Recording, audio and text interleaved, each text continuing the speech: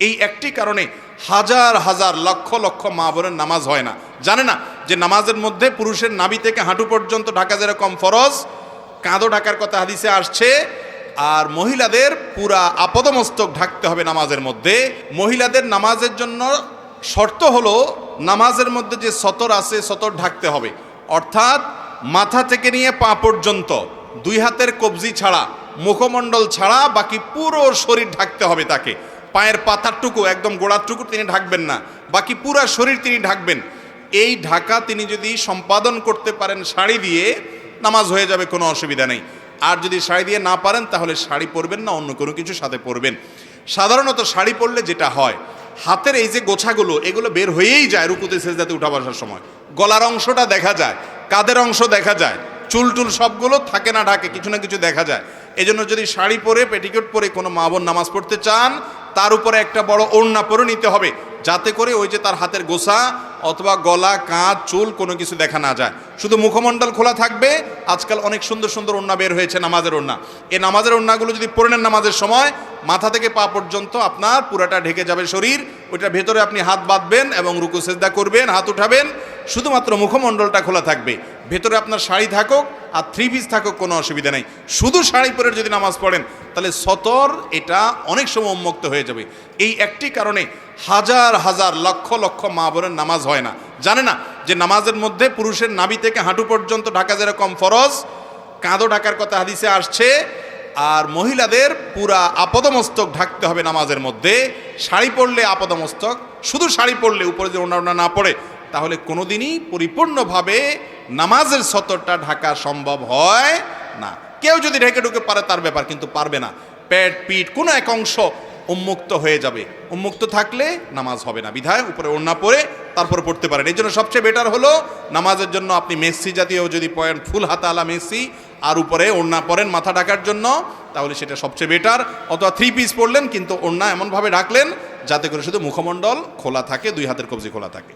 এরপরে প্রশ্ন হলো, আমার স্ত্রীকে বারবার পর্দা করার কথা বললেও সে পর্দা করে না, এখন আমি কি করব?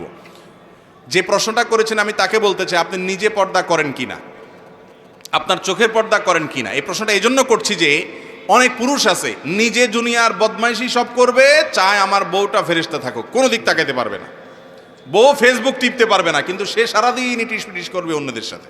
আছে না না এরকম রোগের রোগী? তো এগুলো তো খারাপ জিনিস। আপনি নিজে সলিড থাকতে হবে, তাকেও সলিড রাখার চেষ্টা করতে হবে।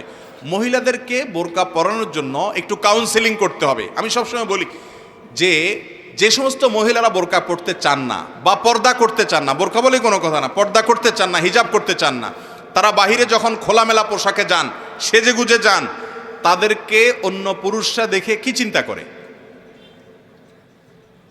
পরপুরুষ গায়ের মাহরামরা একজন সুন্দরী নারী বা একজন যুবতী নারী সাজগোজ করে যদি বাহিরে আসে, খোলামেলা পোশাক আশাকে চলাফেরা করে, যত পুরুষ তাকে দেখে কি চিন্তা করে? আপনারা জানেন না কি চিন্তা করে? আপনি নিজে কি চিন্তা করেন? সবাই সে চিন্তা করে। কথা ঠিক বলছি না? আল্লাহ তাআলা এটা সৃষ্টিগতভাবে এভাবে করেছেন। আপনি যদি বলেন না না হুজুর আস্তাগফিরুল্লাহ, তবা আমার মনে কোনো বাজে চিন্তা আসে না, তাহলে হয় আপনি অসুস্থ আর না হলে মিথ্যুক। হয় আপনার ডাক্তার দেখানো দরকার, আপনার শরীরে সমস্যা আছে, আর না হয় আপনি মিথ্যুক। 3 নম্বরটা হওয়ার কোনো সম্ভাবনা নাই। এবার আপনি চিন্তা করেন, যেই বোন পর্দা ছাড়া বাহিরে যাওয়াটাকে তার জন্য তিনি এটা প্রাউড ফিল করার মতো বিষয় মনে করছেন, ন্যূনতম যদি তার ভিতরে আত্মসম্মান বোধ থাকে, সে চিন্তা করবে বাজারে যতগুলো মানুষ আমাকে দেখছে, আমাকে নিয়ে মনে মনে সে এমন এমন কল্পনা করছে, ওই কল্পনার কথা যদি মুখ দিয়া বলে, তাহলে ঘৃণায়, ক্ষোভে, দুঃখে, কষ্টে তার আত্মহত্যা করতে মনে চাইবে। আত্মহত্যা করা হারাম, বুঝাইতে চাইলাম যে সে নিজেকে শেষ করে দিতে মনে চাইবে। এত জঘন্য খারাপ লাগবে তার কাছে। অথচ সেই মানুষটাই যখন দেখে বলে আপা অনেক সুন্দর লাগছে, ভাবি অনেক সুন্দর লাগছে, ওই মহিলা মিটমিট করে হেসে ওইটাকে অ্যাপ্রিসিয়েট নিচ্ছে, সেটাকে গ্রহণ করছে। সে জানে না যে ওই সুন্দর লাগা কথার যে বলছে, তার মনে বাজে কল্পনা আসবে। যদি কখনো না আসে, হতে পারে প্রাইমারি লেভেলে কারোর মনে বাজে চিন্তা আসলো না, কিন্তু আসবে। যেখানে বাজে চিন্তা আসার সম্ভাবনা আছে, ওখানে নিজেকে সেভ করাটাই হলো বুদ্ধিমান মানুষের কাজ। একটা জায়গায় ধরেন এখানে বিদ্যুতের লাইন আছে এবং এখানে বিদ্যুতের হাই ভোল্টেজ লাইন আছে, হাত লাগলে সাথে সাথে শক্ট হয়ে মারা যাওয়ার ভয় আছে। এই মুহূর্তে বিদ্যুৎ নাই, কারেন্ট নাই, চলে গেছে, তারপরও আমি সেখানে হাত দেবো না। কেন? কারণ এখন বিদ্যুৎ নাই, যে কোনো মুহূর্তে এসে যাবে। কোনো পুরুষ কোনো নারীকে দেখার পর এই মুহূর্তে হয়তো তার মনে বাজে চিন্তা আসছে না, হয়তো অন্য কোনো টেনশনে আছে বেচারা, তার মনে বাজে চিন্তা এই মুহূর্তে আসলো না, কিন্তু আসতে বাধ্য। যদি তার গায়রে মাহরাম মহিলা হয় তাহলে তার মনে সবসময় পবিত্র চিন্তা আসবে না, একটা সময় বাজে চিন্তা আসবে। এই ভয়াবহ দিকটার কারণে একজন নারী পর্দা করবেন।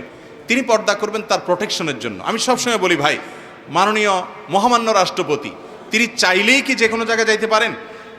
যদি আমাদের মহামান্য রাষ্ট্রপতি প্রায় সময় মজা করে বলেন যে একটা ডিম আমাকে খাইতে দিলে ডাক্তাররা এবং যারা দায়িত্বশীল আছেন আমার নিরাপত্তার জন্য, এরা খেতে খেতে খেতে খেতে চেক করতে করতে আমার কাছে এসে অল্প একটু টিকে কোনো রকম।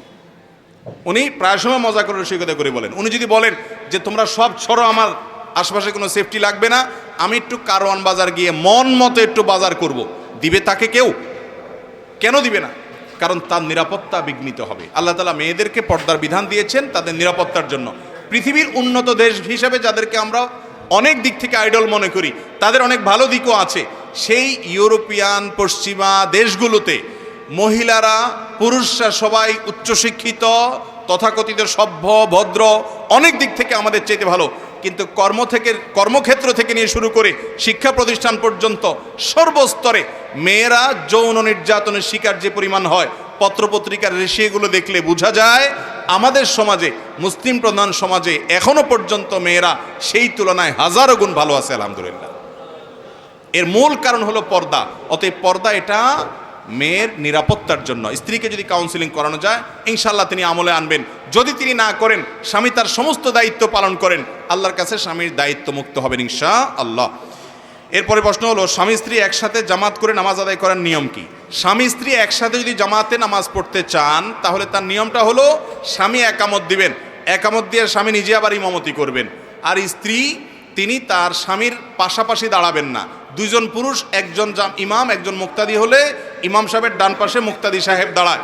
কিন্তু স্বামী স্ত্রী বা একজন নারী একজন পুরুষ, মা ছেলে যদি নামাজ জামাতের সাথে করেন তাহলে সেক্ষেত্রে যিনি ইমাম হবেন পুরুষ তিনি সামনে থাকবেন, আর মহিলা মুক্তাদি হবেন তিনি থাকবেন পেছনে। তিনি পুরুষের বরাবর বা পাশাপাশি দাঁড়াবেন না। এই নিয়ম রক্ষা করে আপনি জামাতের সাথে নামাজ পড়তে পারেন। আবার এই নিয়ম জানার পর আর মসজিদে না যায়া বোর মোহাব্বতে বাসায় নিয়মিত বোর নিয়ে জামাত করলে কিন্তু সেটা জায়েজ হবে না। কালে ভদ্রে জামাত ছুটে গেছে, সওয়াব পাওয়ার জন্য বউয়ের সাথে আপনি জামাত করতে পারেন। এরপরে প্রশ্ন হলো, রমজান মাসে সময় কাটানোর জন্য টেলিভিশন দেখা, ক্যারাম বোর্ড, দাবা, লুডো খেলা যাবে কি না? রমজান মাসে সময় কাটানোর জন্য অনেক কপাল পড়া আছে যে কাজ কাম নাই, খাবারের ঝামেলা অন্তত নাই, এই টাইমটা অন্তত টিভি দেখে সময় কাটানো যায়। সময় কাটে না। আমাদের হাতে এত সময় যে এটা কাটানোর জন্য আমাদের লুডো খেলা লাগে, ক্যারাম খেলা লাগে এবং টিভি দেখা লাগে। আর সাহাবীদের কাছে সময় এত কম ছিল, তারা এসে নবীজির কাছে বলতেন, ইয়া রাসূলুল্লাহ, ইসলামের এত কাজ, এগুলো করে আমরা কুলাই না, আপনি একটু সংক্ষেপ করে দেন, সময় পাচ্ছি না। তারা সময় পাইতেন না সাহাবীরা। আর আমাদের এত সময় যে কাটানোর জন্য এগুলো করা লাগে। মনে রাখবেন, রোজার উদ্দেশ্য মানুষকে মুত্তাকি বানানো। যে ব্যক্তি রমজান রোজা রেখে টেলিভিশনে হারাম জিনিস দেখে, মোবাইলে হারাম জিনিস দেখে এবং এই যে লুডো দাবা যেগুলো খেলা হাদিসের আলোকে নিষিদ্ধ, এই সমস্ত খেলাধুলার মধ্যে যে ব্যক্তি সময় অপচয় করে, ওই ব্যক্তির রোজা উপবাস থাকা ছাড়া আর কিছুই নয়। আপনার হাতে যদি সময় থাকে আপনি কোরআন তেলাওয়াত করেন, আপনি একটা ইসলামিক বই পড়েন, আপনি একটা নলেজ অর্জন করেন, স্কিল ডেভেলপমেন্টের জন্য কোনো উদ্যোগ নেন, আপনি অন্য মানুষ উপকার করেন, বইয়ের ইফতারি বানানোতে হেল্প করেন, মায়ের কাজে সহযোগিতা করেন। কাজের অভাব নেই। যারা অকর্মা, নিষ্কর্মা, যারা অলস, যারা সমাজ এবং পরিবারের বোঝা, সেই মানুষগুলা বলে সময় কাটানোর জন্য আমরা কিছু। সময় আপনি কাটান কোত্থেকে? সময় তো আপনার পাওয়ারই কথা না। রমজান উপলক্ষে 22টা স্পেশাল আমল আছে। কয়টা?